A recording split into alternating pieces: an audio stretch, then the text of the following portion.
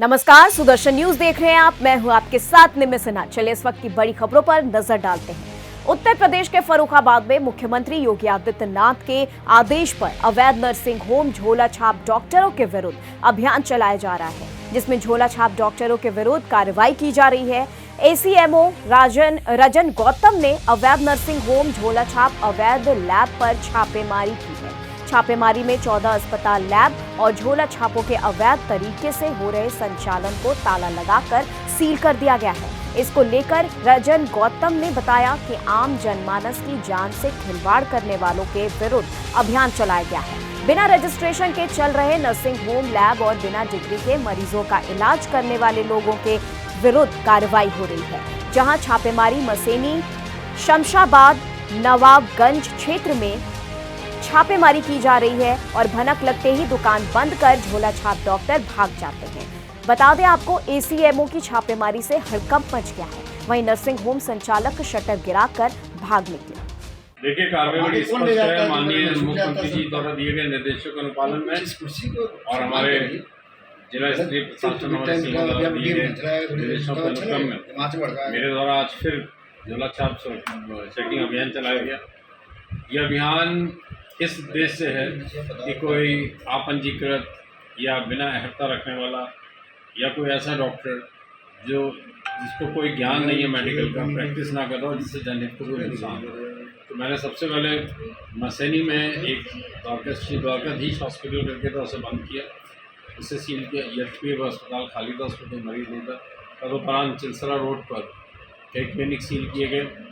और सबसे इम्पोर्टेंट बात यह है कि जो डॉक्टर क्लिनिक के अंदर अपने आप को बंद करके भाग जाते हैं, मैं आप मीडिया के माध्यम से जागरूकता आपको उनको देना चाहता हूँ, संदेश कम्युनिकेट करना चाहता हूँ कि कृपया अंदर बंद करके ना भागें। आप वहाँ खड़े रहें, तो खड़े नहीं रह सकते तो ताला डाल दीजिए। कम से कम ये है कि कोई आपके साथ दुर्घटना ना हो पाए। और इसके बाद चिलसरा, शमशाबाद, फैज़बाग, मंझना, नवाबगंज और जसमई, इन सारे स्थानों पर कुल मिला के 14 क्लिनिक सील किए गए। और इन 14 क्लिनिक में से 5 लैब, 6 क्लिनिक और 1 नर्सिंग होम और 2 अन्य डॉक्टर हैं जो भाग गए थे, उनको भी सील किया गया। तो ये टोटल फिगर है और इन सब के विरुद्ध प्राथमिकी दर्ज कराई जाएगी। मेरा आपके मीडिया के माध्यम से ये जनसाधारण को अनुरोध है कि आप इसमें सहयोग करें और जन जन तक इस बात को फैलाएं कि ये अभियान निरंतर जारी रहेगा। इसमें कोई रुकावट नहीं आएगी जब तक हम जो भी अपंजीकृत अवैध रूप से चिकित्सा व्यवसाय कर रहे हैं उनको पूरी तरह से समाप्त नहीं करें। खबर मथुरा से आ रही है, जहां की मथुरा के बारे में बता रहे हैं। पुलिस की कार्रवाई यहां पर देखने को मिली है, जहां साइबर अपराध करने वाले अभियुक्त से मुठभेड़ हो गई। वहीं मुठभेड़ के दौरान पैर में गोली लग गई और घायल और गिरफ्तारी अभियुक्त के कब्जे से 13 एटीएम कार्ड, 90,000 रुपए, 1 मोटरसाइकिल, 1 तमंचा और खोखा कारतूस बरामद हुआ है। पुलिस आगे की कार्रवाई में लगातार जुटी है। गोवर्धन थाना पुलिस को सूचना मिली रही थी कि राधाकुंड बाईपास पर कुछ बदमाश सक्रिय हैं। इस सूचना पे पुलिस के द्वारा राधाकुंड बाईपास पर चेकिंग आरंभ करी गई। एक व्यक्ति एक मोटरसाइकिल पे आता हुआ दिखाई दिया। पुलिस टीम के द्वारा जब उसको रुकने का इशारा किया गया तो उसने के द्वारा साइड रोड पर अपनी मोटरसाइकिल को उतारा गया तथा मोटरसाइकिल स्लिप होकर के गिर गई। इसके बाद उसने अपने पास से तमंचा निकाल के पुलिस टीम पे फायर किया। पुलिस टीम के द्वारा भी आत्मरक्षा जवाबी फायरिंग करी गई, जिसमें एक गोली उस बदमाश के पैर में लगी है। उसने अपना नाम फैजल बताया, जो कि कस्बा गोवर्धन का रहने वाला है। पूछताछ पे उसने बताया कि वो कटलुओं का पैसा बैंक अकाउंट से निकाल करके उनको देता था। उसके पास से 13 एटीएम कार्ड बरामद हुए हैं, 90,000 रुपया कैश बरामद हुआ है, 1 तमंचा तथा भारी मात्रा में गोलियां, 1 मोटरसाइकिल बिना नंबर की बरामद हुई है। घायल बदमाश को नज़दीकी अस्पताल में इलाज के लिए भर्ती कराया गया है। अग्रिम विधिक कार्रवाई की जा रही है। खबर उत्तर प्रदेश के सीतापुर से, जहां के मुख्य डाकघर में कार्यक्रम आयोजित किया गया। विश्व डाक संगठन की स्थापना के 150 वर्ष पूर्ण होने के उपलक्ष्य पर यह आयोजन किया गया है, जहां 9 अक्टूबर को ही भारत ही नहीं पूरे विश्व में डाक संगठन स्थापना दिवस मनाया जाता है। डाकघर अधीक्षक द्वारा बताया गया है कि ये बहुत ही गर्व की बात है कि भारत ही नहीं विदेशों के भी डाकघर की शाखाएं हैं। विश्व डाक दिवस की वर्ल्ड पोस्ट डे एक ऐसा डे है कि आज ही के दिन विश्व डाक संगठन की स्थापना हुई थी। आज उसकी 150वीं वर्षगांठ है। तो विश्व डाक दिवस के दिन केवल भारत ही नहीं, पूरे विश्व में जहाँ जहाँ डाकघर की स्थापना है सभी लोग इस दिवस को मनाते हैं, क्योंकि एक ऐसा विभाग है जिसका कार्यालय देश में ही नहीं अपितु विदेश में भी स्थित है। ये अपने आप में बहुत बड़ी बात होती है कि किसी भी देश का कार्यालय देश में ही ना होकर के विदेश में भी होता है, क्योंकि विदेश में रहने के कारण हम अपनी डाक सेवाओं को उनके द्वारा कोलैबोरेशन करके उनसे आपसी MOU साइन करके अपने डाक पत्रों को वहाँ के देश में वितरण करने का काम करते हैं और वहाँ के डाक को अपने यहाँ वितरण करते हैं। खबर संभल से आ रही है, जहां संभल में सुदर्शन न्यूज की खबर का बड़ा असर देखने को मिला, जहां एक मुस्लिम ने ट्रैफिक कांस्टेबल को पेट में छुरा घोंपने की धमकी दे डाली।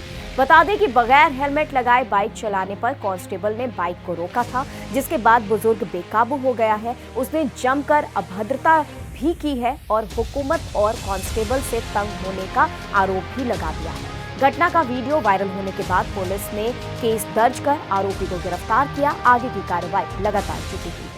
आ गए तुम लोगों से, तुम्हारी हुकूमत से भी। किसकी? तुम्हारी। मेरी कौन सी हुकूमत है? रोटी कर रहा हूँ यहाँ खड़ा हुआ मैं। रोटी नहीं कर रहे हो, आराम खा रहे हो, आराम कमा रहे हो। अपने बच्चों की कसम तुमसे किसी ने क्या कहा हो? पैसे के लिए खाओ अपने बच्चों की कसम, तुमसे पैसे के लिए कहा हो। तुम खाओ कसम। मैं खा रहा हूँ बच्चों की कसम, मैं तैयार हूँ, तुम खाओ ना, खाओ ना अपने, खाओ ना। तुम अगर मुल्ला जी हो तो कसम खाओ, तो तुमसे किसी ने पैसे के लिए खाओ ना। अब क्यों चल दिए?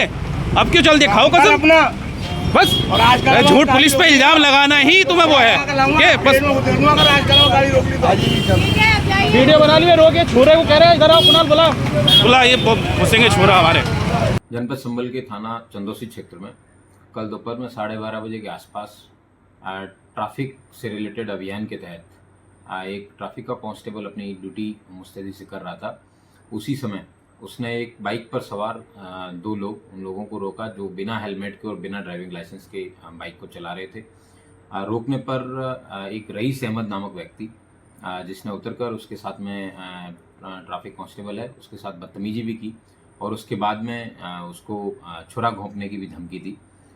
इसका वीडियो सामने आने पर कांस्टेबल द्वारा थाने पे जाके एक अभियोग पंजीकृत कराया गया है जो 443/24 जिसमें 121, 132 और 351 BNS में अभियोग पंजीकृत किया गया है एवं रईस अहमद को बाद में गिरफ्तार कर विधिक कार्रवाई सुनिश्चित की गई है। यह उल्लेखनीय है कि ये ट्रैफिक का पखवाड़ा जिसमें सभी लोगों को जागरूक करके और जो लोग ट्रैफिक के रूल्स को वायलेट कर रहे हैं उनके खिलाफ कार्रवाई करने के लिए स्पेशल अभियान चलाया गया है जिसमें पूरे संभल जनपद में मुस्तैदी से कार्य किया जा रहा है। इस तरह राजकार्य में बाधा डालने वाले रईस अहमद एवं उनके एक अन्य साथी इन दोनों के खिलाफ अभियोग पंजीकृत किया गया और इनको जेल भेजा गया। वहीं उत्तर प्रदेश के सीतापुर जिले के एक दिवसीय दौरे पर पहुंचे राज्य आबकारी और मद्य निषेध मंत्री स्वतंत्र प्रभार नितिन अग्रवाल, जिनके द्वारा नैमिषारण्य में पहुंचकर माता शीतला मंदिर का दर्शन किया गया। नैमिषारण्य में दर्शन पूजन करने पहुंचे मंत्री द्वारा नैमिषारण्य में बनाए जा रहे कॉरिडोर के बारे में बताया। सीतापुर के दौरे पर पहुंचे आबकारी मंत्री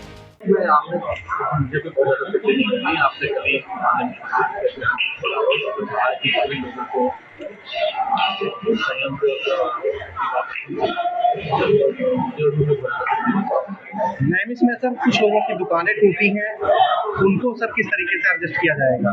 तो देखिए ऐसा है एक जो नियम है कि अगर दुकान मुझे नाम है ये प्रॉपर्टी है और सरकार ने कार्यक्रम किया है तो उनको मुआवजा मिलता है, नियमानुसार जो मुआवजा होता है मुआवजा। यहाँ पे जिनकी दुकानें अगर कहीं भी बंद हो गई क्या वो उनके नाम है या नहीं है ये मुझे मालूम नहीं है, लेकिन अगर उसके नाम होगी तो निश्चित तौर पर उनको सरकार की तरफ से मुआवजा। सीतापुर की आबकारी की टीम जो है लगातार कच्ची शराब पे विशेष अभियान चला रही है और कई लोगों को कच्ची शराब पर पकड़कर लोगों को जेल भेज दिया। अभियान चल रहा है, मैंने त्योहार का भी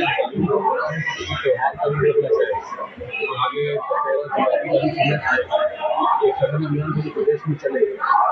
शराब के खिलाफ लगातार हम लोग प्रहार कर रहे हैं। इसका रिजल्ट भी आपको देखने को मिला है कि पिछले 2.5 वर्ष में एक भी घटना उत्तर प्रदेश जैसे राज्य में नहीं हुई है। तो ऐसा प्रहार लगातार चलता रहेगा और ये जो काम करते हैं ऐसे लोग इनके विरुद्ध कार्रवाई के लिए जेल भी भेजा जाएगा।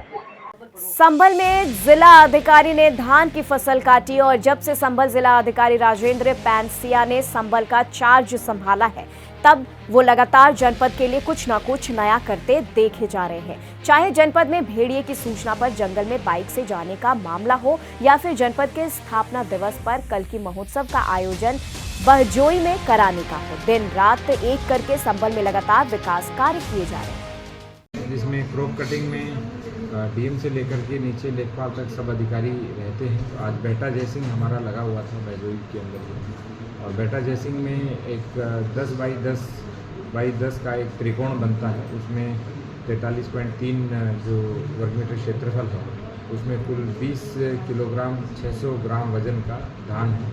तो उसी के अनुसार फिर आगे पता लगाया जाता है कि हमारे यहाँ कितना धान है। आपने कटिंग वो एक सामान्य प्रक्रिया हर वर्ष करते हैं, प्रत्येक डीएम करते हैं। वहीं कानपुर साड़ थाना क्षेत्र के असेनिया गांव स्थित आंगनबाड़ी केंद्र में बीते दिन विद्यालय अध्यापिकाओं की लापरवाही के चलते एक 3 वर्षीय मासूम ने दम तोड़ दिया, जिस दौरान आक्रोशित परिजनों ने शव रखकर साड़ जहानाबाद रोड जाम कर हंगामा काटते हुए कार्रवाई की मांग उठाई। वहीं मौके पर पहुंची पुलिस ने परिजनों को उचित कार्रवाई का आश्वासन भी देते हुए मासूम के शव को पोस्टमार्टम के लिए भेज दिया। वहीं पुलिस मामले की जांच पड़ताल में जुटी है। 3 साल की उम्र थी। कैसे घटना की सूचना मिली आपको, क्या हुआ? सूचना स्कूल पढ़ने जाता था वो आंगनबाड़ी में, तो मान लो खाना ना खाया होगा तो मान लो प्यासा होगा बच्चा, तो बाथरूम गया तो दवा पी लिया है वो। कौन सी दवा पिया? कौन सी दवा रखी? अब दवा क्या बताएं इसको, ये मान लो सफाई हुई रही थी। अच्छा। दवा पी लिया है, फिर मोटरसाइकिल से अस्पताल ले गए। तो मैं मौके में 4 पहिया मैडम की खड़ी थी, उसे नहीं ले गए, जहानाबाद दिखाया है, जहानाबाद से दिखा के रिफर कर दिया था, जब फतेहपुर ले गए। सर मेरे भाई के साथ ये घटना घटी हुई है कि वो स्कूल गया था पढ़ने के लिए। वहाँ जाने के बाद उसका लंच हुआ तो उसने खाना खाया, उसको पानी ना मिलने के कारण वहाँ पे एक बोतल रखी थी, वो थी एसिड की, तो उसने उसको पी लिया। जब पानी नहीं मिला तो उसने पी लिया। जब पीने के बाद उसकी हालत गंभीर हो गई तो इन्होंने बाद में सूचना दी कि उनके घर में पहुंचाया। अगर उसी टाइम उनकी मैडम की बाइक 4 पहिया खड़ी थी, अगर उसी टाइम उनको ले के चले जाते वो, तो वहाँ शायद हो सकता था कि मेरे भाई की जान बच सकती थी, लेकिन उन्होंने जाके सीधा पहले घर पे भेजा। खबर सिद्धार्थनगर से आ रही है, जहां की नगर पंचायत बढ़नी में एक नाबालिग बच्ची से दुष्कर्म का मामला सामने आया। आरोपी निसार कुरैशी यहां पर पकड़ा गया, जहां पूरा मामला नगर पंचायत बढ़नी थाना देवरिया सिद्धार्थनगर का है, जहां पर विगत 2-3 दिनों पूर्व एक 8 वर्षीय नाबालिग बच्ची दुकान पर टॉफी लेने गई, वहीं उसके साथ दुष्कर्म किया गया और बच्ची के परिजनों ने स्थानीय थाना ढेबरुआ पर सूचना देकर मुकदमा दर्ज कराया। मामले में पुलिस की कार्रवाई लगातार जारी है। हम गए थे ड्यूटी लाने तो वो हमको बुलाया, हम अपने मन में कहे कि हमको बुला रहा काम करती, इसीलिए हम गए। तो हमको केला खिलाया और सेब, और उसके बाद हमको फुसलाया और लेकर गया हमारे साथ।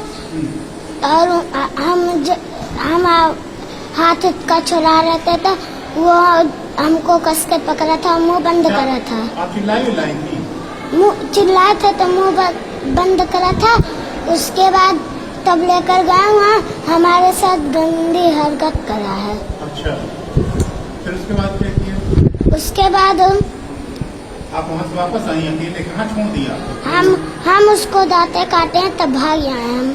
3 अक्टूबर को थाना ढेबरुआ अंतर्गत एक दुष्कर्म की तहरीर प्राप्त हुई थी, जिस पर पुलिस द्वारा तत्काल मुकदमा प्राप्त संख्या 196/24 अंतर्गत धारा 65(2) BNS और 5/6 पॉक्सो एक्ट पंजीकृत करते हुए अभियुक्त को गिरफ्तार किया गया था।